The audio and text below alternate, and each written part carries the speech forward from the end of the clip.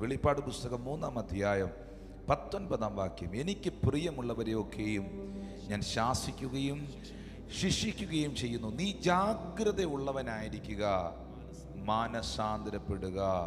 Covid കാലത്ത് 2020 പകുതി കഴിഞ്ഞ് 2021, 2022 പകുതി വരെ നമ്മൾ എല്ലാ ദിവസവും കേട്ടോണ്ടിരുന്നൊരു വാക്കാണ് ജാഗ്രതയുള്ളവരായിരിക്കുക.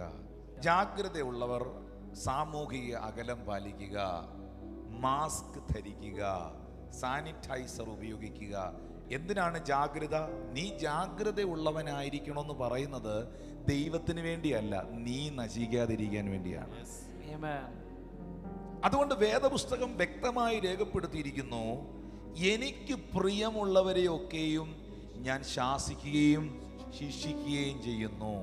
കർത്താവേ, എന്തുകൊണ്ടാണ് ഈ പ്രതികൂലം, എന്തുകൊണ്ടാണ് ഈ പ്രതിസന്ധി എന്ന് ചോദിച്ചാൽ, ഞാൻ എൻ്റെ ലൈഫിൽ നിന്ന് മനസ്സിലാക്കിയ ഒരു കാര്യം ഞാൻ സ്നേഹത്തോടെ പറയാം.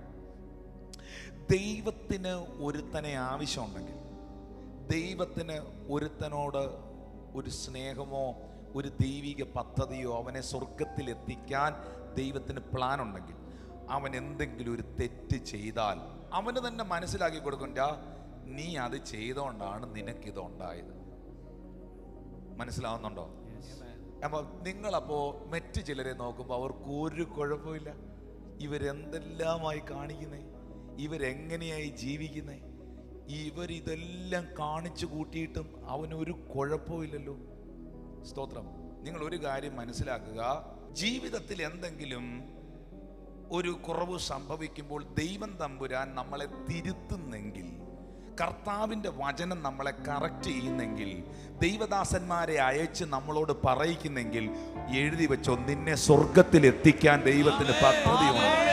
ഒന്ന് കരമടിച്ച്, കർത്താവ് നിന്നെ നിത്യതയിൽ എത്തിക്കാൻ ദൈവത്തിന് പദ്ധതിയുണ്ട്.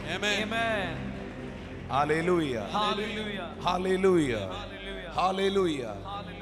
ഈ അനുതാപത്തിനായി ഉണ്ടാകുന്നതായ ദുഃഖം മാനസാന്തരം ഉണ്ടാക്കുന്നതാണ് ബൈബിൾ എഴുതിയിരിക്കുന്നത്. ചില ദുഃഖങ്ങൾ നമ്മളിൽ മാനസാന്തരം ഉണ്ടാക്കും. അടുത്തിരിക്കുന്ന പറഞ്ഞാട്ടെ, ചില ദുഃഖങ്ങൾ നമ്മിൽ മാനസാന്തരം ഉണ്ടാക്കും. ചില ദുഃഖങ്ങൾ നമ്മിൽ മാനസാന്തരമുണ്ട്. എന്നോട് എഗ്രി ചെയ്യുന്ന ആരെങ്കിലും ഉണ്ടോ? അങ്ങനൊരു ദുഃഖം, അങ്ങനൊരു പ്രയാസം, അങ്ങനൊരു വിഷമം എനിക്ക് വന്നത് കൊണ്ടാണ് വീണ്ടും ഞാൻ പ്രാർത്ഥനയിൽ കയറിയത്. അനുഭവിച്ചവർ ഇവിടെ ഇരിപ്പുണ്ടെങ്കിൽ ഒന്ന് കരമടിച്ച് കർത്താവിന്. ചില പ്രയാസങ്ങൾ, ചില വെല്ലുവിളികൾ എന്റെ ദൈവത്തിന് എന്നെ മടക്കി വിളിക്കാൻ വേണ്ടിയാണ്. ആമേൻ, മടക്കി വിളിക്കാൻ വേണ്ടിയാണ്. സ്വർഗത്തിലെ ദൈവം നിന്നെ നിത്യതയ്ക്കായി കണ്ടിരിക്കുന്നത് കൊണ്ടാണ്. വിശ്വസിക്കുന്നവർ ദൈവത്തിന് നന്ദി പറഞ്ഞാട്ട്, അവൻ നിന്നെ കൈവിട്ടിട്ടില്ലാത്തത് കൊണ്ടാണ്.